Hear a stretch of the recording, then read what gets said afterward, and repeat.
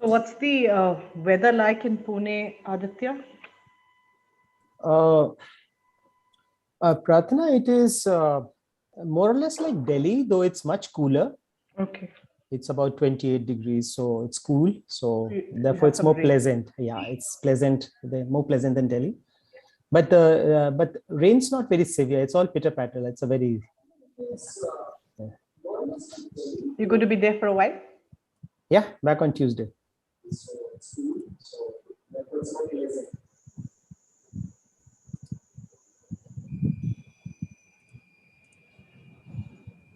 And how's the travel situation now? Crowded airports? Not much, but they're asking a very physical. They're really checking your vaccination status and your RT-PCR. So don't get onto a plane for Maharashtra without all these documents. They'll stop you. Okay. Yeah, it's very safe. They checked us at least the 3-4 places. Boarding time, when you get down also twice. So there's a lot of checking going on. Yeah, I need to go to Nagpur. That's what I'm asking. And are you like they're looking at full vaccination? Is it? Yeah, it should be at least 15 days old. Great. I think we have our people out here. Yeah. Good afternoon, Jamon. Good afternoon. Good afternoon. Hi, Salman. Hi, Sanjay. Hi, Pratna. Hi. Yes. Hi, Sanjay. Hi, Aditya. Good to see you. Same here. A long time. Yeah, Hi, same here. Sanjay. Sanjay, after a long time, I didn't realize Yeah. you saying hi, Pratna to me. Yeah. Thank you, Salman, for bringing us together. Yeah, I mean, it's really long time. I mean, I don't think I've seen you since I joined Clean Air Asia. Yeah, exactly. Oh, let's talk about it later on. Komal, welcome. Thank you, Salman. Hi, Komal. Hi, Aditya, Sanjay, Pratna. Hi. Hi. Welcome, Nirvana. Hope you can hear us. Yes. Hello, everyone. Hello, Nirvana. Hello. Hi. Hello. Hi. So we start in 1 minute from now, I think. Yeah. Welcome, Dr. Debajit. Hello. Can you hear us, Dr. Debajit? Good afternoon. Good afternoon. Good afternoon. Yeah, I can Good hear you. afternoon. Yeah. Good afternoon.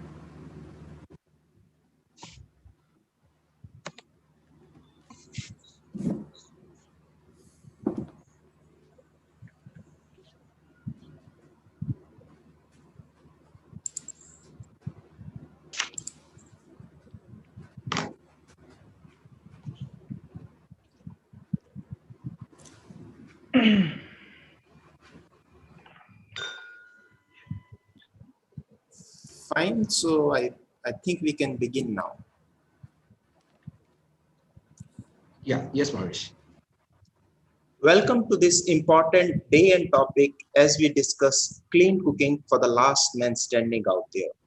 As they say, the person who is living in harmony with nature, but unfortunately is the most affected one. Emissions happening in whatever percentage, and that too in any part of the globe, adds to the overall vulnerability we are going through. Developed or developing nations, unfortunately, no escape there, it seems. Belgium, Germany, Nepal, India, you name it, just in the last 1 week, we have seen it all. Speaking of India, and in fact South Asia, we see almost the same preposition, though absolute numbers may vary. Some 800 million people or 60% of the population depends on open fires or inefficient stoves to cook their food. This increases exposure to household air pollution, increases the risk of contracted childhood pneumonia, obstructive pulmonary diseases, ischemic heart diseases, stroke, and lung cancer, to name a few. Almost 500,000 deaths occur each year attributed to household air pollution from cooking and heating. Women and girls, unfortunately, are affected the most. Today, we try to dive deep on this subject with experts who have worked on the ground to bring about meaningful change. Scale and stakeholder engagement is something that we wish to enhance via such forums where the work may be picked up from the existing learning and not to reinvent the wheel, as they say. The webinar is divided in two segments where in the beginning, we talk of the bigger issue of climate change and attribution of emissions coming from cooking. In the second half, my dear friend Salmon would take over and take us all to the hinterland to share stories from the works done by World Vision India, TERI, CEEW, Clean Air Asia, CANSA, to name a few. Now, it is my pleasure to invite Mr. Jomon Baby, Group Director Operations at World Vision, for his opening remarks to set the context and share why they picked up this particular program and how he sees the milestones being achieved. Over to you, Jamonji. Thank you very much, and such a wonderful and great opportunity to discuss on a topic which is very relevant and appropriate, and not only to the rural, but even in other section, and not in India. It is a global issue, and I really appreciate the organizers, especially Climate Reality and World Vision, to come forward with this webinar today to discuss on this and come up with a viable solution to address the issues that the people are addressing at the grassroots. I have a very little bad connectivity today. I'm just, for the moment, I am switching on off my video. I hope it will be fine with you. I'm very glad that the Climate Reality and World Vision India have come together to organize this webinar. As I mentioned, an important topic and very relevant topic, particularly at that time when we are witnessing the impact of climate change, not only in India, but across the globe. Energy availability and consumption has a strong linkage, not only with its focus on energy, but with development, as well as with the issue of climate crisis, which we are facing now.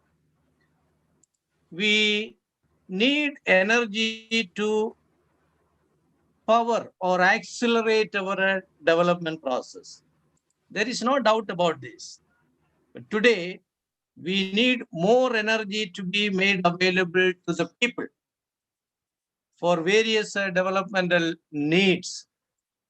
But it is very important that we achieve this with minimum greenhouse gas emission.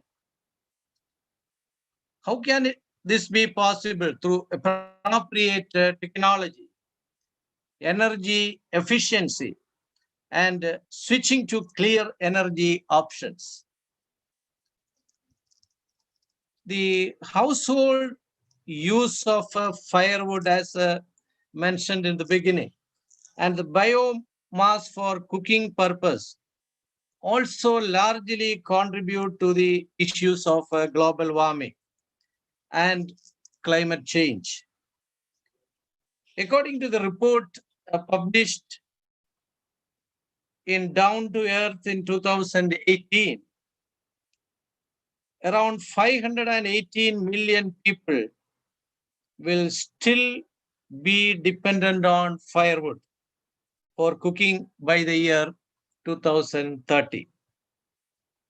When we look at, in spite of the decline in the percentage of the people depending on solid fuels as a result of various efforts taken by the government and various other stakeholders. If this is to be true, it is significantly large population. No doubt on that. There is much work to be done in providing sustainable, cleaner energy solutions, particularly in the remote areas of our country. We in World Vision India, we work with the communities, as you know. mostly in the rural areas on various developmental programs.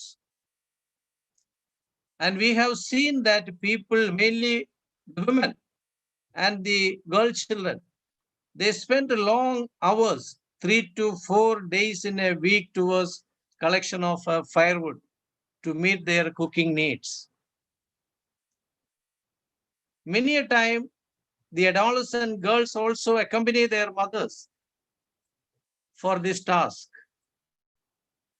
At times, even they skip their school classes or other immediate needs of the family.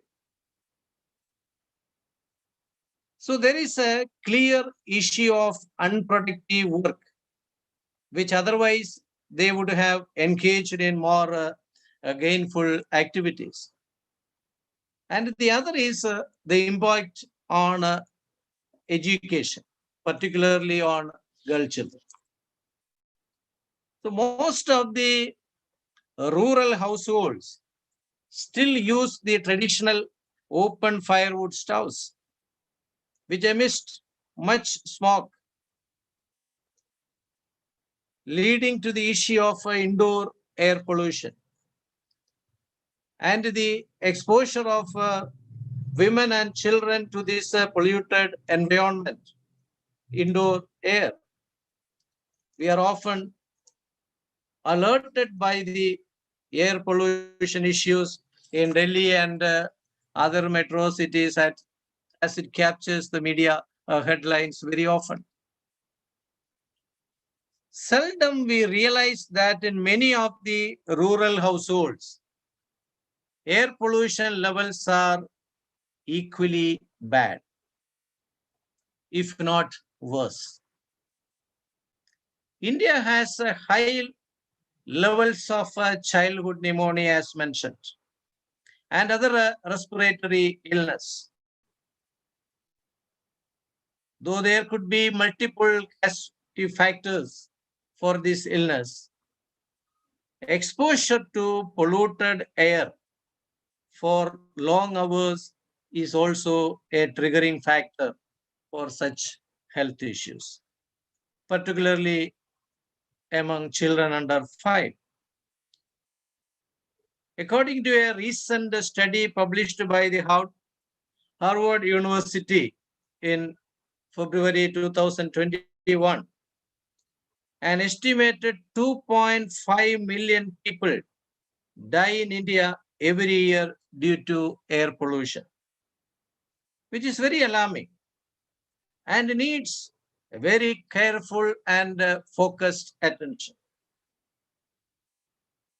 The dependence on firewood also puts stress on the forest resource and the green cover available in and around the habitation area of the villages. The ecosystem serves of the forest resources and the green cover are well known to us. As per the Paris Agreement, to which India is a signatory, we are committed as a country to create additional carbon sink of 2.5 to 3 billion tons of CO2, equivalent to additional forest and tree cover by 2030. So as we work towards increasing our forest and tree cover, it is also important that we are able to protect the existing forest cover that is available in our country. So the question is, how do we move forward? What proactive action can be taken with the participation of the communities? While there is efforts to promote the use of LPG in the rural areas, we find that though it is a very good initiative, there are challenges which needs to be addressed. biomass continues to be the primary cooking fuel in many of the rural households in India because of various reasons and the situation in which people are living in. Can we look at providing multiple options to the communities? That's options that are more energy efficient with lesser emissions. That is very pragmatic and economically. In addition to LP, there are new emerging technologies that can be explored, like induction, solar, etc., which have great and high potential provided it is sustainable and economically affordable to the people. I am glad that we are here to discuss and deliberate on this important issue of access to clean cooking energy, which has its linkage to very much to development, very much to women empowerment, very much to better health, very much to environmental protection, and ultimately the issue of climate crisis. I am so happy to see very eminent and experienced speakers and leaders on the panel today. I am sure we will be able to take very valuable insights and learnings from these sessions and come up with practical solutions from the deliberations today to address this very important issue. Let's continue to listen to our speakers and deliberate to come up with a very suitable and practical solution to address this issue. Wish you all the very best. Thank you. Thank you once again. Thank you, Mr. Jamon. Quite insights out there. We look forward to implement them in times to come with partners. Now, I invite Mr. Aditya Kundel to throw light on this correlation between emissions and climate change. What are some of the efforts done by Climate Reality in this direction? Over to you, Aditya ji. Thank you, Bhavesh and Salman, for organizing this wonderful meeting where everybody's discussing about how we can move. Yeah. So, well, just to begin with, I have some good experience with what the problem is all about. When I was studying and when I was a school kid, my mother used to insist sending me to village for 2 months in a year, the whole of my summer holidays. And I used to be with my grandparents who were in the village, and we used to have, my aunties used to be preparing sometimes food on the open chulas, and there used to be smoke filled in the kitchen, like you cannot sit in that kitchen. Eyes were completely watering all the time, but still as a child, I would be sitting there because my aunts would be telling me some wonderful stories. And I was always asking them that, can't we change this? Can't you cook like my mother? She does it on a gas in my city, in my Dehradun where I was. So they used to just smile at me and they say, there's no gas out here, and continue. So I have seen this problem 30 years back, probably what I'm talking about, but little has changed in this last 30 years. Even when now I go to the villages and it's the meal time, that 6 o'clock in the evening, you can see literally a cloud of biomass, like this cloud of literally that carbon, black carbon as we call it, all over the village, and you can literally smell it. So this is the situation still I find when I go to all the villages, and still we are, though of course the government is trying very hard, and as Jamunji has already pointed out, so many million people are still without the clean cooking mediums which we have. So I think development in this direction is extremely important. Now coming to the black carbon, Now, black carbon is something which is often neglected. We keep talking about greenhouse gases all the time, but yes, black carbon is something which is there in the atmosphere for a smaller time. It's not there for long lasting like carbon dioxide. But again, I'll tell you a story around black carbon. Well, when I was I've been working in climate change for quite some time. And when I was visiting Himalayas, so I was touring this region of Ladakh and Spiti, and I have all these snow covered regions when we were traveling. You could literally see the black carbon on snow. And any of my friends who have visited Ladakh, they'll remember their journeys, that you can literally see the black carbon settling on the snow, and the snow is not white. It has that grayish color because of the soot and also because of the dust. And what the problem with this is, once the carbon settles down, the snow is reflecting all the heat back, now the reflectivity goes down, and it leads to faster melting of the snow. So this becomes a huge problem. It will become a huge problem in the coming times. And we have this literally over the whole of South Asia. If you say right up to China, this dust cloud is there, and you can see a lot of black carbon in the atmosphere. So this is a big challenge which we are facing. And this is leading to a lot of problems. And of course, I think as Bhavesh has pointed out about climate change, it is leading to a lot of issues. Climate is probably now becoming, though we are in the year of pandemic still, climate is becoming an issue, whether it was Canada's 50 degrees or German floods. And I would definitely like to talk about China, where 8 months rainfall fell in one day. And then, of course, we have our own Western Ghats. I'm coming to you today from Pune. I was not even sure whether I'll be able to travel to Maharashtra and for my meetings today. And I'm meeting a lot of people out here and who have been traveling from Western Ghats, and they say the situation is very, very bad, especially in Ratnagiri and all these places, the massive amount of landslides, loss of life. So these are the things which we have started facing suddenly on a yearly basis. Like I remember in 2009, when we started working on climate change, I started getting serious about climate change. I was working on it. Most of the time I was talking about is that this is something in the future. Our kids or probably the next generations are going to face it. But now it is, in the last 10 years, I've seen that the climate change is happening in the real time. It is happening now in front of us. And now the situation is so bad that the events which we used to think will happen 25 years or 100-year events have started happening every second year. And it is not, and talking about the South Asia region, which I look after, it is not easy. This is a very poor region. It's very vulnerable because of the poverty. The people are not rich. Their resilience is not much. And in this region, the biggest problem people are facing, how to cope with these cyclones, how to cope with these droughts. On one hand, you have droughts, then you have cyclones coming, then you have floods coming.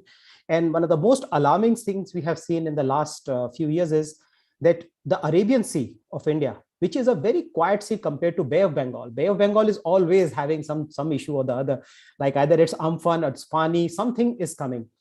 Arabian Sea is a very quiet sea. It does not have that kind of disturbances coming due to climate change. But in the last 100 years, there have been not many events. In the last 10, 15 years, we are seeing 17 events, and the latest being the Taukte. Now, Taukte was traveling at literally 160 km/h. 2 degrees, it would have turned towards Mumbai. It went to Gujarat, we all know. But had it turned towards Mumbai, 2 to 3 degrees change it would have required, and the Mumbai would have been devastated. It was such a powerful storm. So these are the kind of challenges now we are going to see in the coming time. So, well, I can go on with the climate presentation for next 1 hour. So I will come on to, well, then what do we do about it? The global community is now talking about the targets. They're saying that we have to come out with a target. We have to move fast. And the current situation is that everybody knows it's about 52 billion tons of emissions we are talking about today. I'm not talking of land use emission, there will be 60 billion otherwise. And the target is that by 2030, we want it to be around 25 billion tons, this emission. And by 2050, the world wishes that it should be net zero. Now I will qualify it by saying world wishes. Now, to reach this target, 2030 has to be crossed. That is, in case if we do not have realistic emissions control by 2030, I'm quite sure by 2050, nothing will happen. Now, how do we reach this target then? I think the basic thing we have to work on is the 3 key things which I feel we have to work on is we have to work on innovations, We'll have to work on technologies, and we'll have to work on behavioral changes. A lot of technologies which are going to take care of this problem and the innovations are still in the labs. And it is high time that we get them out as fast as possible. And today's discussion we are having, that's why I was very happy when I came to know that we are going to have this thing with, and World Vision is doing this wonderful work and they want to go ahead with it. So we were extremely happy that we like to support, because this is the part of solution. This is the solution we are looking at, the innovation part. Now the technology is being built around this, that how we can make it, how we can take it to masses, because 60% of India still cooks this way, or South Asia probably around 58%. So how do we take this now would be the concept of technology, how we can do it. And then of course, behavioral change, talking to people, making them convert. And so this is one thing we are working on. Probably there would be n number of things, climate challenges which we are facing. So at least I think whoever, wherever they are, if they think like the World Vision is working on, if they think about whichever domain they are, they think about a solution which can lead us out of this mess, I think it will be highly welcome. And because the targets are very stiff and we are moving towards danger very fast. And I'm not exaggerating. People used to tell me that 7-8 years back when we used to talk about it, that you are alarming people. But no, I think the time for alarming and for those debates is gone now. Now is the time for action. So thank you very much for organizing it, and pass it over back to you, Bhavesh. Thank you so much, Adityaji, for taking us through this journey. And now I invite Sanjay Vashishji, representing Climate Action Network South Asia, among the most active catalysts in the entire region, bringing stakeholders together for mitigation and adaptation strategies and their implementations as well. Sanjayji, over to you, please. Thanks, Bhavesh, for nicer word. It's always a pleasure to be invited by cancer member organizations, World Vision, Climate Reality Projects. I mean, you all are cancer member organization, and I'm really happy that as a network we can contribute in the work that is being carried out. I would agree with Aditya about climate change is now. In fact, a few years back when we used, I think COP9, when we used to talk about this will happen, and now we see this is happening. It's happening much faster. And there are two phenomena. One is a global phenomena, greenhouse gases in atmosphere, climate change, and is a local phenomena, which is local air pollution, black carbon that Aditya mentioned, and example that he quoted for Dehradun. What I'm going to do is I'll speak about how local phenomena is also impacting global phenomena. I'll make a case both front mitigation as well as on resilience. So if you look at household stove, it's being studied that household stoves are more than half of the human energy. Household stove comprises, and the biggest problem is the poor combustion conditions basically lead to carbon, which has incomplete combustion, and they are more lethal than greenhouse gases. So in a way, the local phenomena is much lethal than the global phenomena. We all know that global primary energy demand is going to increase by 50% compared to 2005 level by 2030. And and India and China will have 45% of the share. So certainly high potential to address this issue here. If we look at primary energy demand, at least at the household level, we're talking about firewood, we're talking about charcoal, we're talking about agriculture residues. All these leads to black carbon.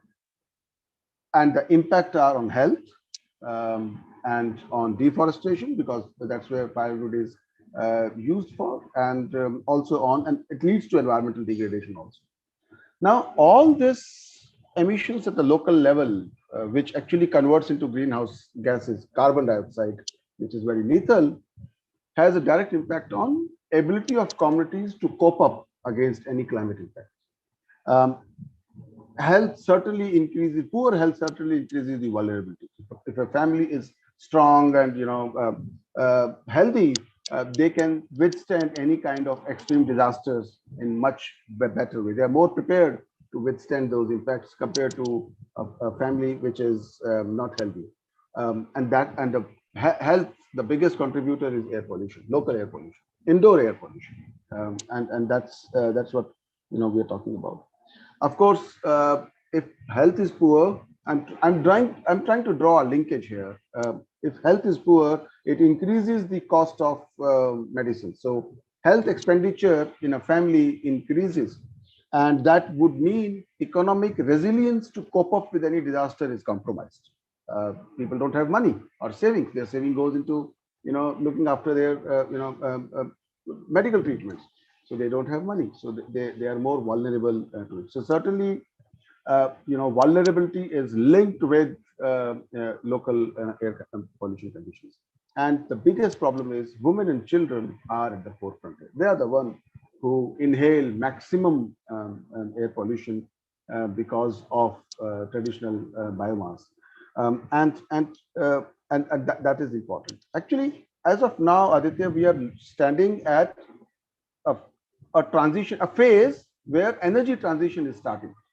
We will see, slowly and slowly, coal is becoming expensive compared to renewable energy. So transition has started. We are looking at transitions. But the biggest challenge for all civil society is how to define that transition ensures equity and justice, climate justice. Now, what does equity mean? Equity means the transition prioritize needs of those vulnerable population. And women, children are, part of vulnerable population group that we look at. So their needs need to be prioritized. And when we speak about needs, that means healthy atmosphere is important. Energy transition also would mean that any kind of future, energy source need to be sustainable, affordable, and predictable. So far, it is being claimed that coal is very sustainable and predictable and affordable, but solar and wind prices per unit of electricity has actually challenged that and made it as a myth. And Kansas is actually working to, towards ensuring that coal is phased out in a time-bound manner, and equity and CBDR remains the bedrock of the transition, and new energy that comes in is good for future generation. India has already committed that 40% of its electricity by 2030 will come from non-fossil fuel. That includes nuclear also. So certainly addressing the household energy needs would add multiple times in terms of achieving that target much earlier. Joman Saab already mentioned about how India's NDC about 2.5 to 3 billion tons CO2 equivalent sink needs to be achieved, and shifting from firewood based to solar or wind would mean that by reducing the demand of firewood, we actually increases the speed of achieving our afforestation objectives. So I'll stop here, and I look forward to hear more from panelists later. Thank you. Thank you so much, Sanjay ji, for taking us inside the microscopic view of local emissions and probable solutions that you are working with stakeholders. With this, I hand over the reins to Mr. Salman Jacob to take the program forward in its second phase. Over to you, Salman ji. Thank you, Bhavesh. There's a little background sound coming up here. We'll just try to settle that one. But it's been great to listen to all the deliberations that we heard in the session one. And it is an excellent context setting that we had from the deliberations from Jomon and Aditya and Sanjay, and giving us a perspective that is local, national, as well as international. And from this context that we have set now, we will get into the second session, and where we have an excellent panel who's there to share with us about the work that has been done, share about their insights, as well as the concerns that are there, and also the approaches that need to be taken to kind of tackle and address this issue that is there before us.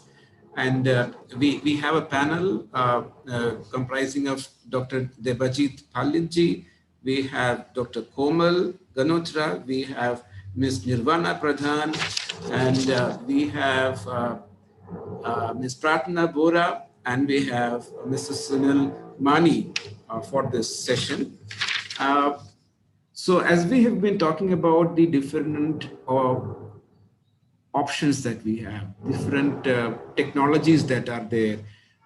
So there is a need for us to transition into cleaner cooking options, and we need to look at what are the best solutions, which are pragmatic, which are affordable and sustainable. First of all, I would like to invite Dr. Debajit Palitji, and let me give a brief introduction about Dr. Palit before I ask him to speak on this topic. Dr. Debajit Palit is the Director for Rural Energy and Livelihoods at TERI, and he works in the field of climate energy access, distribution, generation, rural electrification policy and regulation, solar photovoltaics, and biomass gasification. And he has vast national and international experience and has undertaken a number of projects in over 15 countries across South and Southeast Asia and Sub-Saharan Africa. And he has worked extensively in this field of energy, particularly in the area of rural energy access, and written a number of scholarly articles and research publications in various national and international journals. So without taking much time, I would invite Dr. Palit to share with us his views on the on transitioning to a cleaner cooking scenario, particularly from the rural household context in India. Over to you, Dr. Palitji. Thank you, Mr. Jacob. Am I audible? Yes, loud and clear. Yeah, thank you. Thank you. Thank you. Let me at the outset thank the Climate Reality Project and the World Vision for inviting me and giving the opportunity to share my thoughts.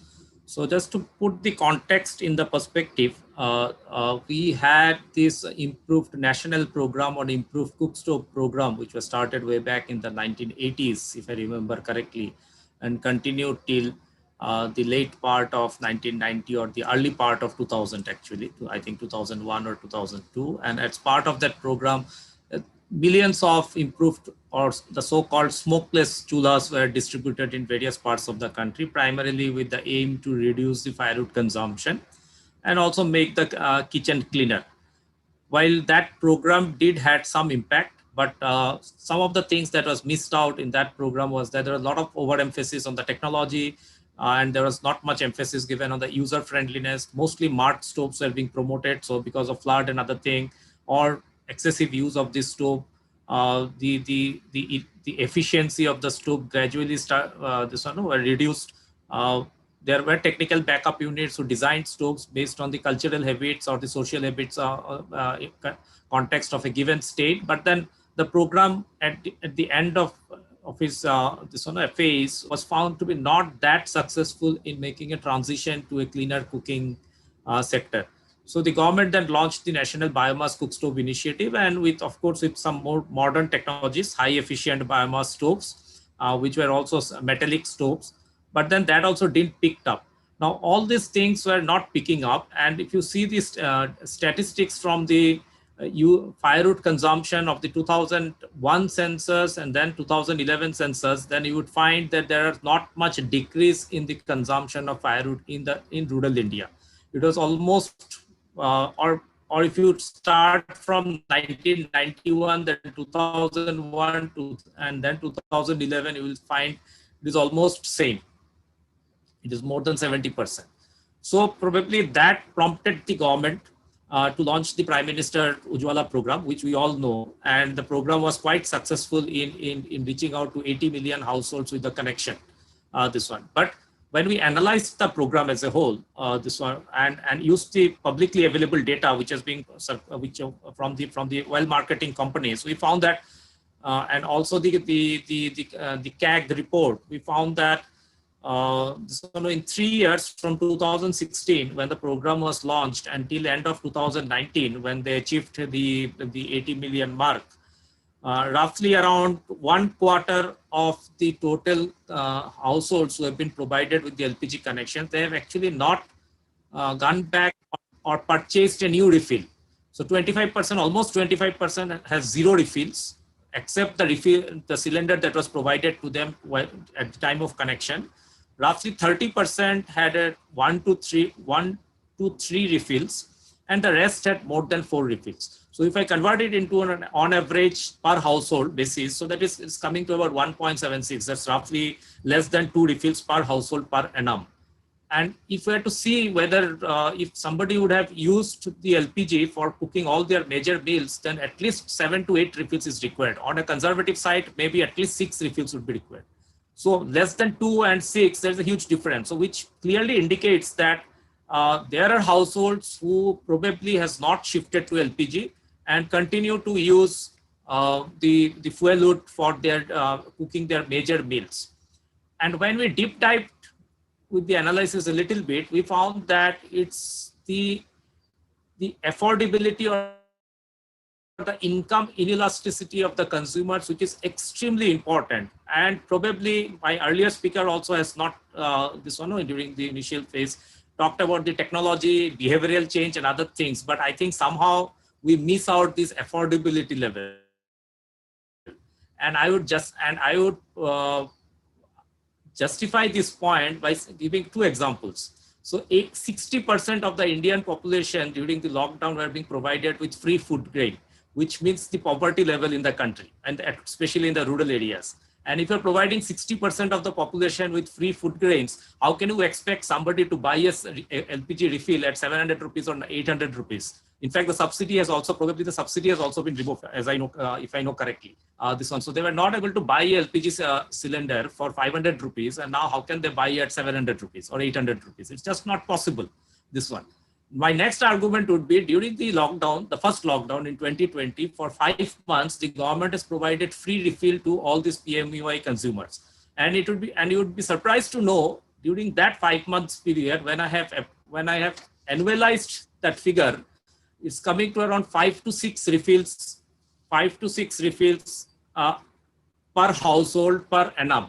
If that means the number of free refills that has been provided, if I annualized it, then it's coming to around 5 to 6 refills. And earlier it was less than 2 refills. So if you're providing free, it is increasing to 6 refills. So which means behavioral thing is important, but not as important as the income inelasticity of the consumers.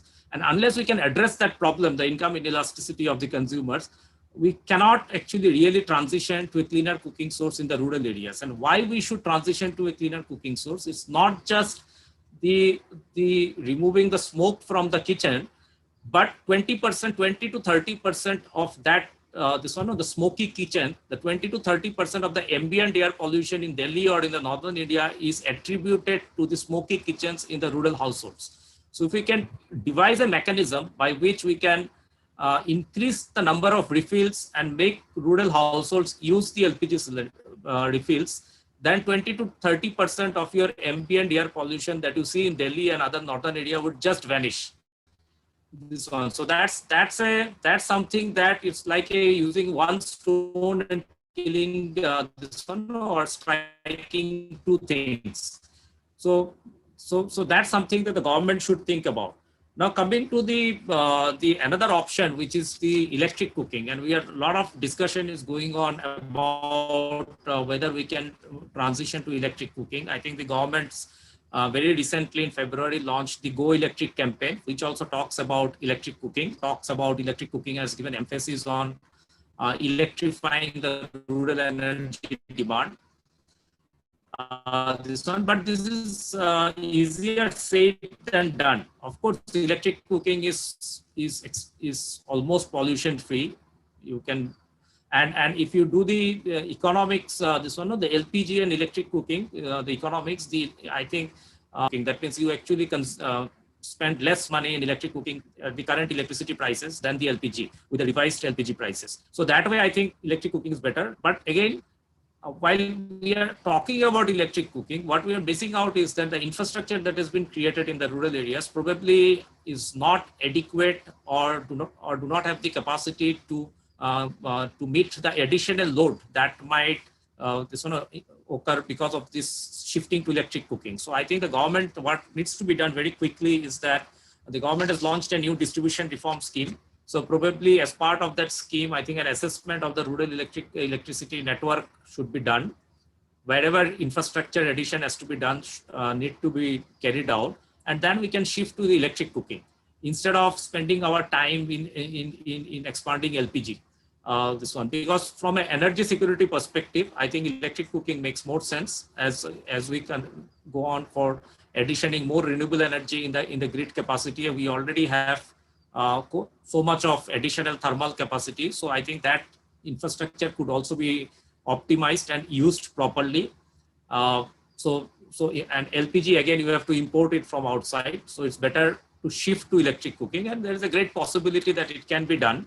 Of course, as I said, the infrastructure has to be strengthened, and some behavioral change might require. But we can start with those areas where people are rice eating. The staple diet is rice, where electric cooking can be easier to implement than where people are, say, roti. Staple diet is roti, where probably the induction cook stoves are not suitable for making roti.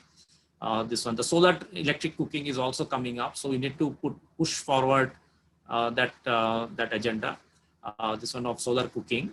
So I think with all these things, it's not about just shifting to or transitioning to a cleaner cooking source, because it has huge impact on other aspects, on other aspects of climate change, on not just on SDG 7, but also on SDG 5 and other SDGs, on SDGs on health, SDGs on gender equity and all such things, because if it is a cleaner source, then you are that means your health affects the different diseases that you may incur, like respiratory diseases, will come down.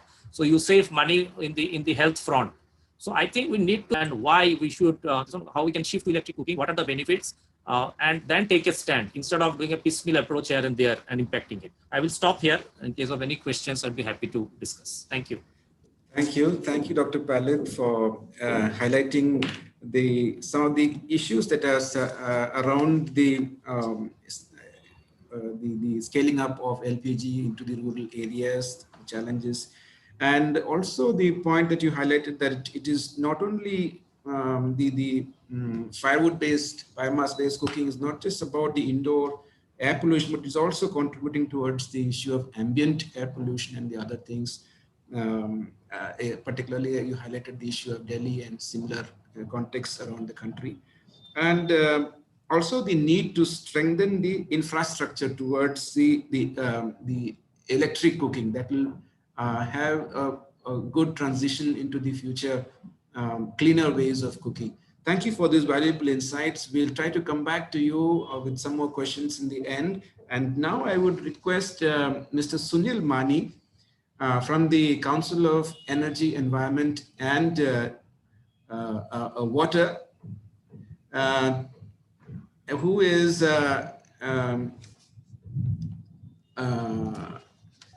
very much deeply interested into the data and analytics of the energy access and efficiency issues. And he has worked extensively, particularly looking into the aspect of the reach of LPG in the rural parts of the country. And he has also published some papers around his research.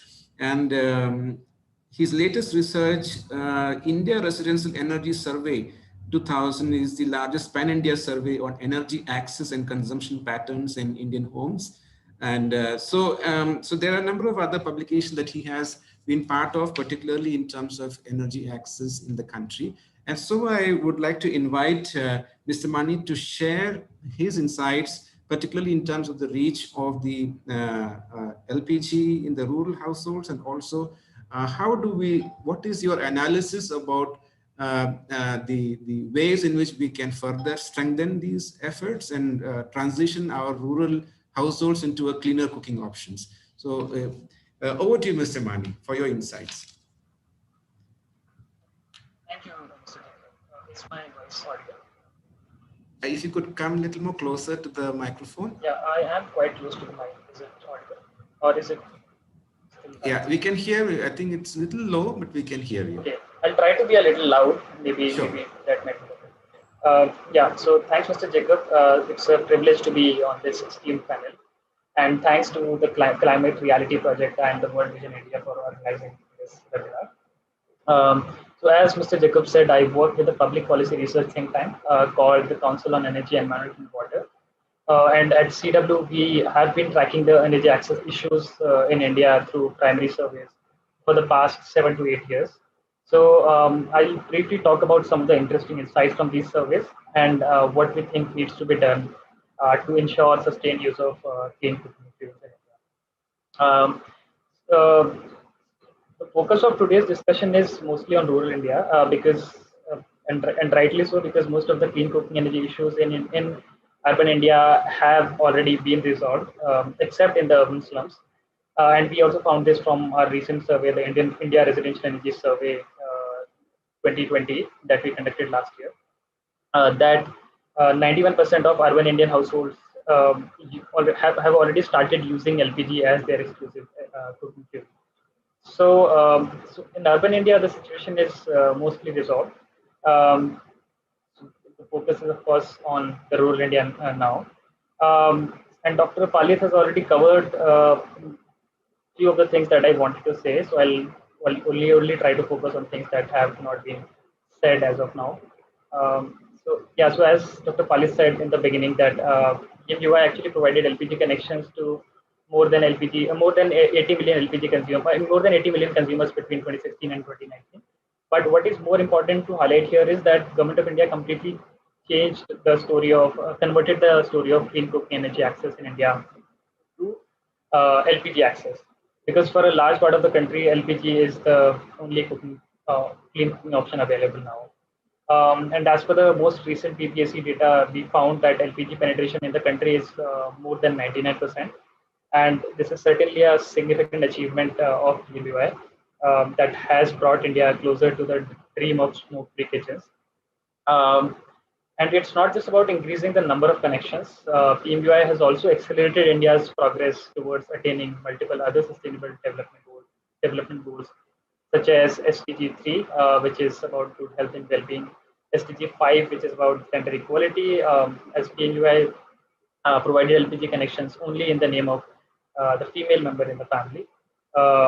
It also impacted SDG 7, which is about affordable and clean energy, SDG 13, which is about climate change, and also SDG 15, which is about life on land or forest degradation.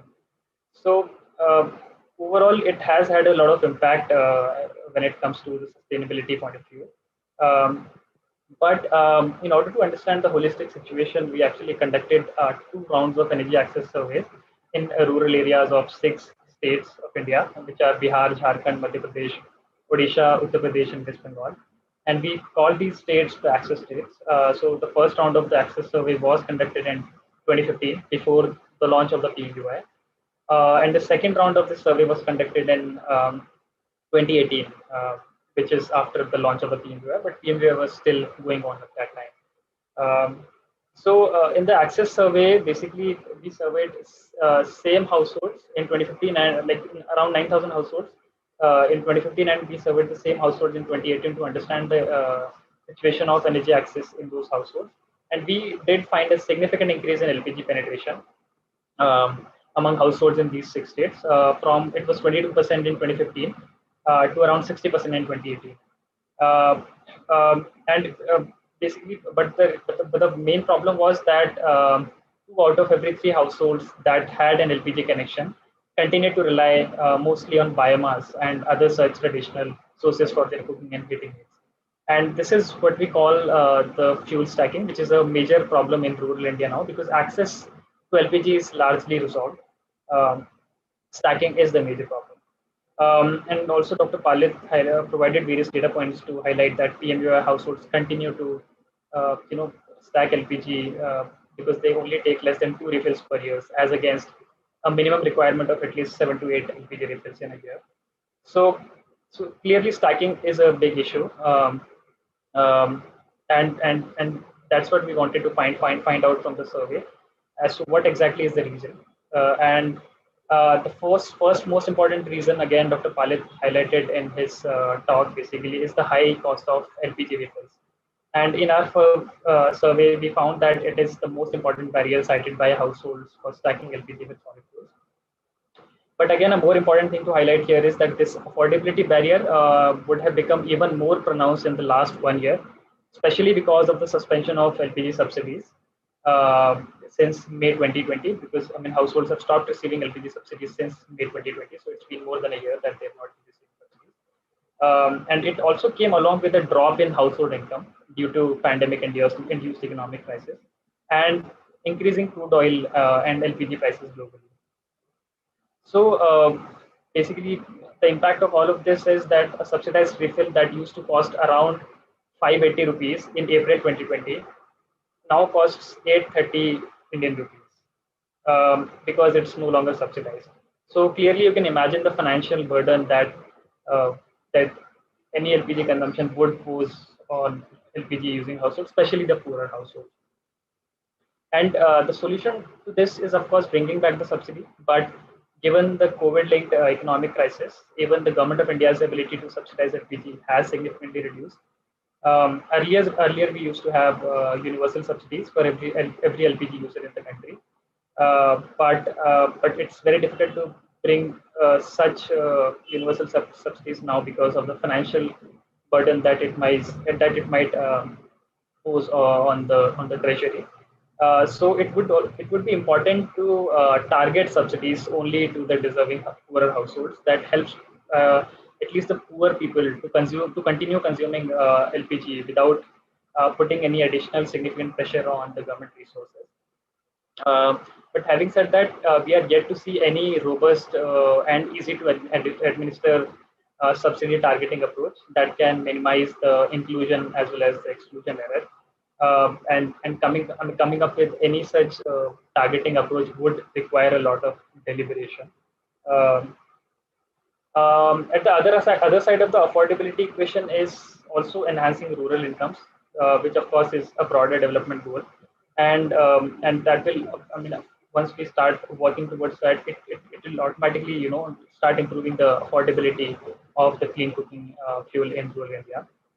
So for that, we will need to converge the LPG programs with broader social assistance and the rural development programs that are going on in the country. And also the transition from biomass to LPG frees up several hours of productive time for women, which can be utilized for livelihood activities, which are being promoted by livelihood missions of different states. Another thing that we found from our study, and it is again slightly linked to the affordability barrier itself, is the issue of irregular cash inflows. So we found that households that relied on agriculture or labor as their primary source of income, because they have unreliable or unpredictable cash inflows, they were significantly less likely to use LPG as their primary or exclusive cooking fuel, as compared to households that get their primary income from salaried employment, because clearly the regularity of cash inflow is there in the household. So basically, because of the unpredictability of the cash flows, it makes the large lumpy payments that need to be made for LPG refills a challenge for these households.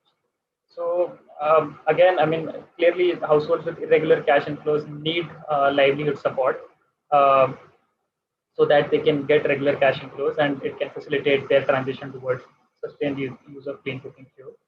And again, for this, we will need a convergence across government schemes on rural livelihoods and employment guarantees, such as MG and NREGA, with clean cooking fuel promotion to help the households transition away from polluting solid fuels.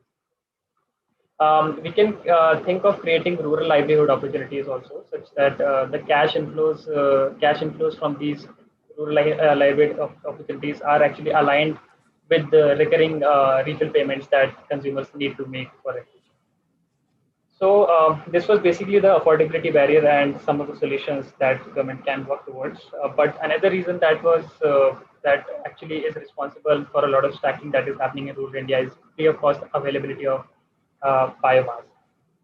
And of course, if biomass is available for free, why would households want to use LPG, which is becoming more and more expensive now? So and we found that households that had easy access to freely available biomass in their homes, whether they have easy firewood availability or availability of dung cake to the cattle in their households. We found that these such households were actually less likely to use LPG as their primary or exclusive cooking fuel. And here we basically recommend that we will need to create sufficient opportunity cost for households to sell the biomass for commercial purposes, such as it could be alternative transport or it could be as an industrial fuel, so that it creates an opportunity cost of that free of cost biomass that they are using for cooking, and it will also facilitate greater use of modern cooking. Another thing that we found responsible for stacking was that households in remote or rural regions do not receive timely home delivery of LPG, and they need to travel large distances to procure LPG refills, and this sometimes discourages them to consume LPG sustainably. So here, of course, the obvious suggestion is to improve the LPG home delivery infrastructure. But side by side, we can also experiment, by piloting locally tailored business models, such as extending LPG distributorship to village level entrepreneurs and local cooperatives, so that it improves the LPG availability in remote to rural regions as well, and households do not have to stack it with solid fuels because of availability reasons. So these three basically are the classical barriers that I've already talked about. But we also found another. If you could summarize in a minute, maybe. Yeah. I'll just take a minute. I'll just take a minute. So another important thing that we found that though PMUI as a scheme did recognize the pre-existing gender inequalities even within the family and provided the connection in the name of the women of the household, but we found that in access states, only 1 out of every 4 LPG using households reported that the women in their household make the decision to order the refill. And this percentage was even lower for household for female members to order the LPG refill.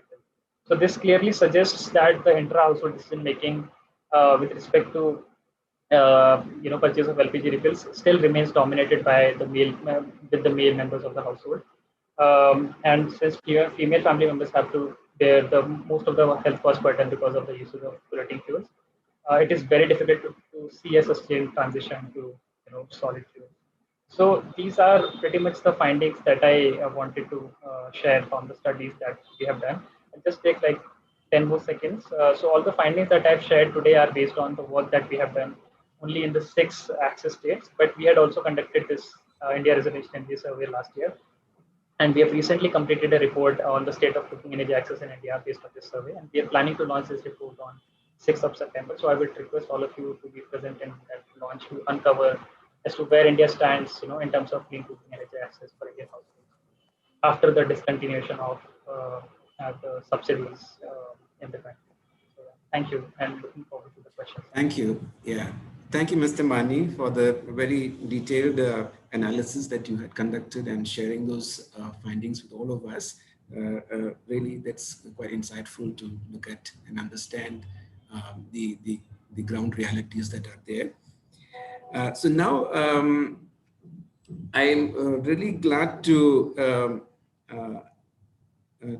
tell you all that Mr. Rajnath Ramji has joined us, who's our chief guest for today, and he is the advisor for power and energy from Niti Aayog, and he doesn't require much introduction. All of you are well aware of him, and in spite of his busy schedule, he has come to be part of this discussion and deliberation. We welcome you, sir, to today's webinar, and we really look forward to hear from you about your insights and the various programs and schemes that are being looked into by the government of India.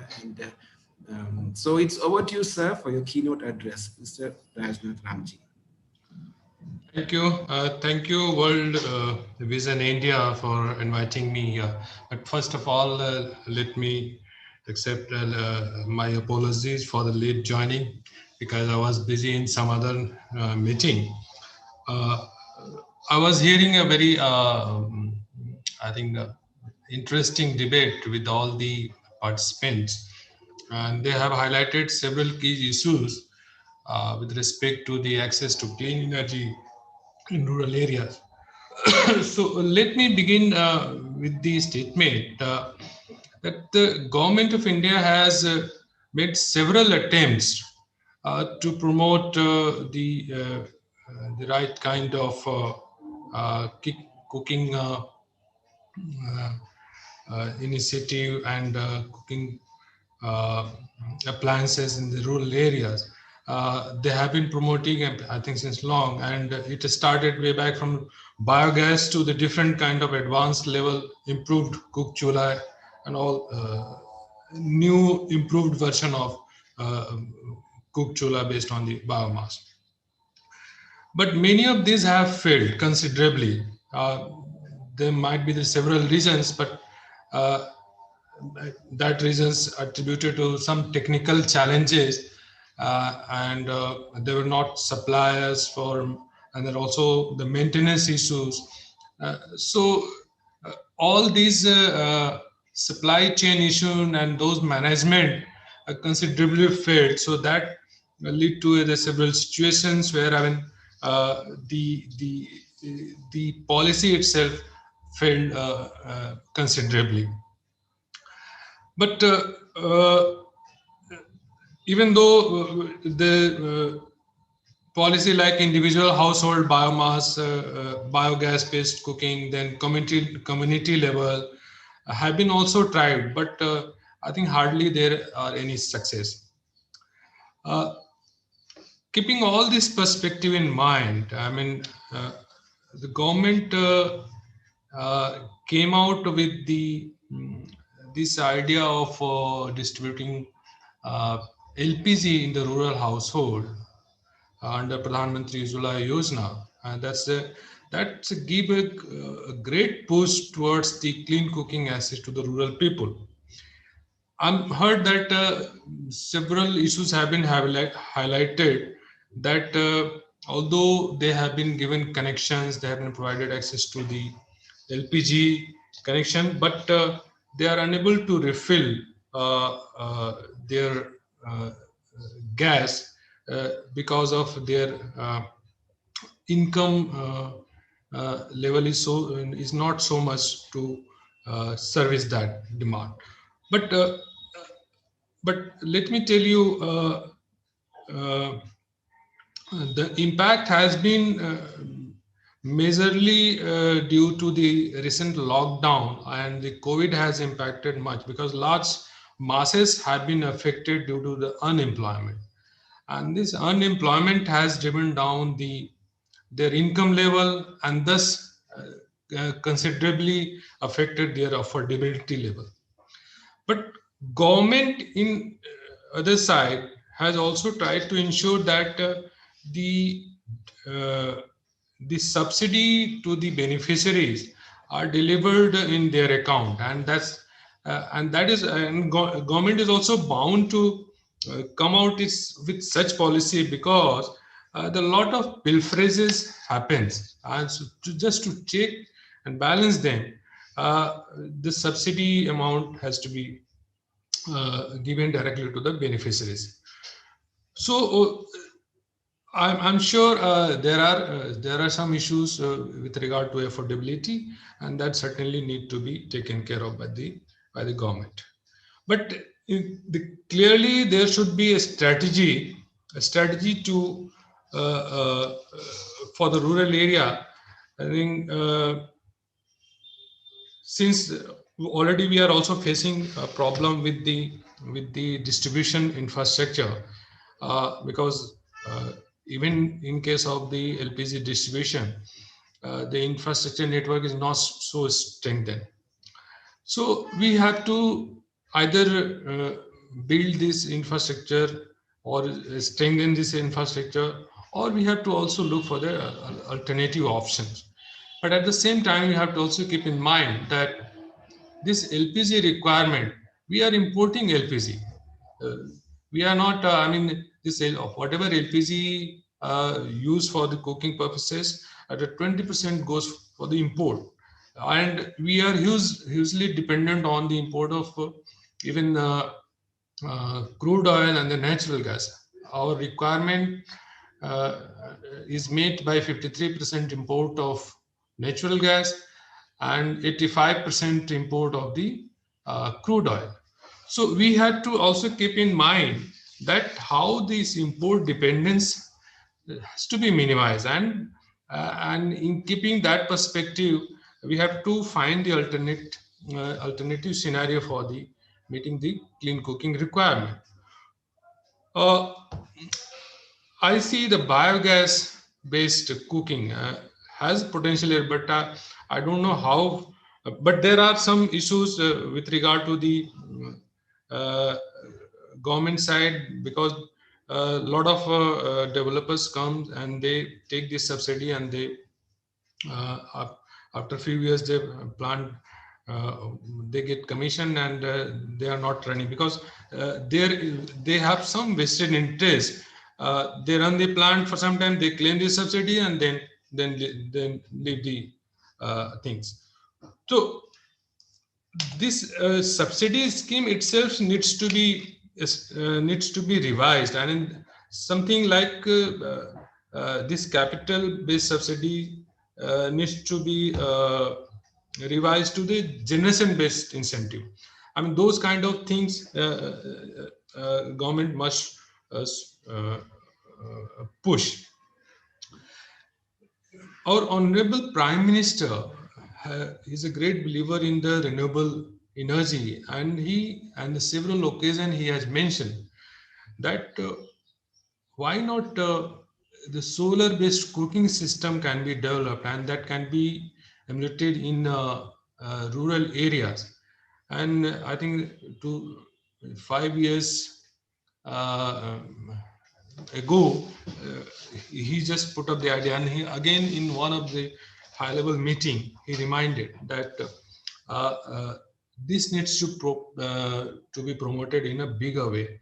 I think something the R&D aspect in this area needs to be strengthened, and we need to promote it, because that will create I mean lot of uh, uh, a lot of demand in the rural areas, and we can also reduce our import dependence. Another aspect I just wanted to highlight, that we need to promote the electricity based cooking also. See, we have we are now surplus in the power generation, and we are planning 450 gigawatt by 2030. Then at the same time, we have to also generate demand. What would be the demand sources? So I clearly see a potential the electricity based cooking, and this will not only reduce our import dependence but also make the system clean. So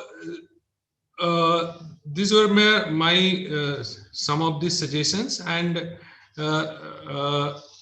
in rural area, at the parallelly we have to also, because in government is also planning to enhance the city gas distribution network, and already 407 districts have been identified, and they are planning for 100 more city.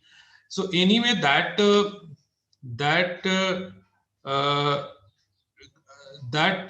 if you are expanding this network to the 100 more city, that demand would be anyway there, and for meeting that demand, you need to have the sources for the supply of natural gas. So the natural gas would be there. So whatever the LPG connections are there in the urban areas, that can be diverted to the rural areas, and urban community can, urban people can be served with the natural gas, city gas distribution uh, uh, for their cooking need. And uh, all the connections which are there in the urban sector, that can be diverted to, without creating much additional burden, or additional burden of LPG, and stabilizing at that point of time. So this should be some of the clear cut strategy for meeting the requirement for the clean energy access, uh, particularly with respect to the cooking in the rural areas. Thank you very much. Thank you very much, Rajnath ji, for these insightful words, and also giving us those insights on in terms of exploring various technology options, options in terms of biogas, in terms of electric induction, and various options in terms of even LPG, how we can further strengthen those aspects. So grateful to your insights, and we really look forward that we'll be able to collate the inputs and suggestions that are coming from various stakeholders, and we'll be able to really move forward to find better solutions for the rural households. Thank you very much for your valuable time, for coming in spite of your busy schedule, and we really appreciate that. And thank you very much, sir. Thank you. Thank you. So now I would, now moving forward into our session, now I would request Dr. Komal Ganotra ji, who is a development consultant and with over 20 years of experience in particularly dealing in the area of gender issues and child protection issues. And she has worked with a number of organizations like IPE Global Limited, Child Rights and EU, Pathfinder International, Childline Foundation, AFPRO, and also worked as associate professor in the College of Social Work in Udaipur.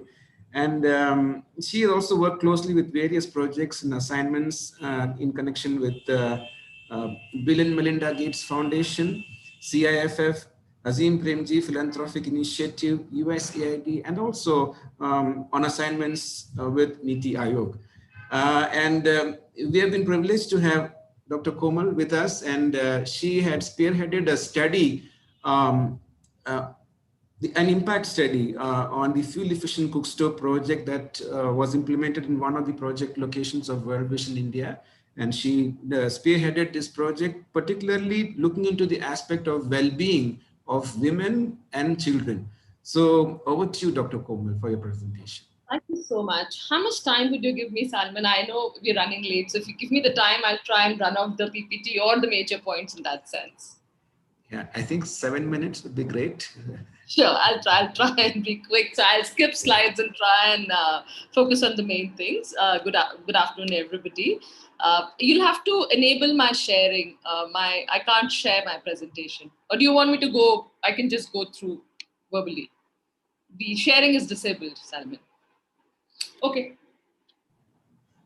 I think we'll try to... Done, please. Okay. Yeah. Done? Thank you so much. So I'll put in a presentation, but try and speak more than go verbally through the presentation. Just a second, I'm just sharing it.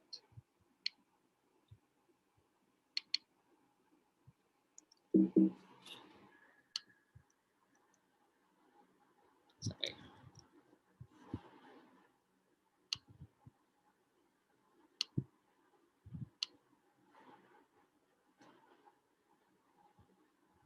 Is it showing in a full screen mode? Okay, yeah. So good afternoon, everybody. I had worked along with World Vision in India, specifically on a study to find out that where 1,200 households were provided these cooking stoves which had lesser smoke, what was the kind of impact on the well-being of the women there? So quickly, the area was Lalitpur, which is a part of the Bundelkhand region of Uttar Pradesh. And as all of us know, there has been severe climatic change issues there, low rainfall, droughts. There is an issue of forest degradation there. So here the intervention was largely focused on three things. The behavior change communication through a range of awareness measures, tree plantation, and provision of the fuel efficient stoves. Bear with me if my terminology on climate change is wrong, because I come from a very social background and I've tried adapted, but if there's terminology I'm not reading it rightly, please highlight. Brief overview again. What we did with 1,200 families were provided with these cook stoves, 60 wall paintings, 2,000 children were reached out, and there were multiple activities with them. 10,000 trees were planted, and over a period of 1 year, there were 37 events of street plays where people from those 12 villages and the children together were responsible for doing these street plays. Also, in terms of the total population rate, it was about 6,000. So while we did this study, we were very cognizant that this is a small area, it's just 12 villages, and there were concerted efforts with respect to behavior change communication, along with provision of these stabs. The major objectives of the study, one, to find out how did they impact the well-being of women, what were the economic benefits, if any there were, was there an impact on the health of children or the women, and is there a quality addition to their life that we could see.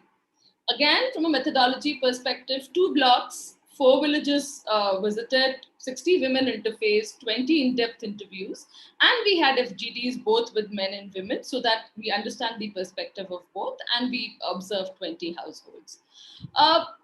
Very, very broad data. All 100% women we met had a sense of benefit. They said, yes, it benefits, but that does not mean that all were using as a primary source of cooking. Out of these 100 households, about 30 to 35% households were using these cook stoves as a primary medium.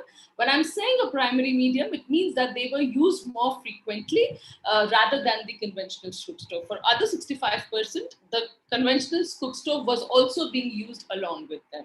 And that was a more primary source. 98% felt that there's a reduction in the smoke in the house. 95% felt there's a health benefit. However, 92% also felt that there's been more understanding on children about the environment. 50% clearly said, yes, there's a reduction in the firewood requirement and therefore saves both time and energy for women. Going forward, this is kind of the framework we used, and I've tried to bring all the findings without the percentages into one slide, and it really says that when these cook stoves were used in these villages, what happened? There was lesser firewood use. There was lesser maintenance. The blackness of the ceiling, the amount of cleaning they had to do had reduced. It saved energy. It saved time. What then impacted? If they had saved energy and they had saved time, what was impacting then? One, they were very keen. I think the majority of women were talking about quality of time that they got for their children actually increased. Also, they could see their children in the vicinity. Their children could be in the same household near them at the time of cooking, which was not when the conventional chula is used. They felt they had more time for care of the younger children, elderly, and the infirm. There was an impact on livelihood. They had more leisure time. And one very interesting finding was they said, this chula is more easily used by the adolescent girls and my husbands. And there are times our husbands take on to cooking, which is easier, which they can't even use the conventional chula, which led to more sharing. And yes, an impact also on the quality of air and smoke, which we talked in general, but did not go very much deep because we did not have proof in terms of changes in the health pattern. Pattern of usage, I will skip and I'll go to the next slide. And pattern of usage was very interesting. The younger women and the adolescent girls preferred this over the older women. In whichever households there were children already in the urban settings, the acceptability was far higher. Wherever there was an educational level higher, the acceptability was higher. Also somewhere where the men's involvement was higher, we felt that it was being used more, or where the men were more aware, it was being used more than the other areas. One important thing which also came in, and a lot of elderly women, at least 2 to 3 elderly women did. Can I be heard? Yes, yes, yes. Sorry, I for a second couldn't make out. Okay. One very interesting thing that came through was that women who had daughter-in-laws in the urban centers, they said, the daughter-in-laws wouldn't want to come and stay in the village when we had. But a lot of daughter-in-laws find it far more easier to use these chullas, and therefore these educated daughter-in-laws come and stay with us, which we find as a very, very positive thing. How did this really help the livelihood in that term? Before livelihood, just going to the number of average hours that they saved, especially, so there were 2 kinds of villages we went to: villages which were closer to the forest areas, villages which were far from the forest areas. And one of the things that was very clear, that especially villages which were far from the forest areas, there was greater saving of time, and it is a saving of about 8 to 15 hours a week that they talked about. I'm just because it was a more qualitative study, I'm putting a lot of quotes to just give insights of how women felt. So one of the women said, "While I have not calculated how faster is the fuel efficient cook stove, I feel less tired and exhausted in cooking. The added benefit is children can be around. It doesn't seem like a burden." Impact on women's income. A substantial population in that area, a substantial population of women are into beedi making. And about 12 families, 12 women and 3 girls share that. And we actually calculated that they could have earned between 500 to 800 more per week per person, given that they could save time using this chulla. There were 3 other cases of substantial increase in income, where of a woman who started stitching, a woman who started running a shop. So apart from increase in income, I think what was very, very exciting was the sense of self-worth, or the sense of empowerment they felt. One of the women who had done a bachelor's, however, was not earning, or however was not working because she had a child who had a special need, and she wanted to do a B.Ed, but she could not do. So she said, one of the things that I did was buying a sewing machine and started to sew. And what I feel is a great sense of achievement. I'm a happier person. So that kind of, while these were 1 or 2 cases, but they were very significant from a point of view of impact. I've already talked about this greater sharing of roles and integration of the younger daughter-in-laws of the family. A couple of examples in front of you. So one of these quote was, "Now my daughter-in-laws don't have a problem in staying in the village for more than 2 days, and they can take active part in cooking, which was perceived a problem earlier." So more quotes around, but I'll move forward in the interest of time.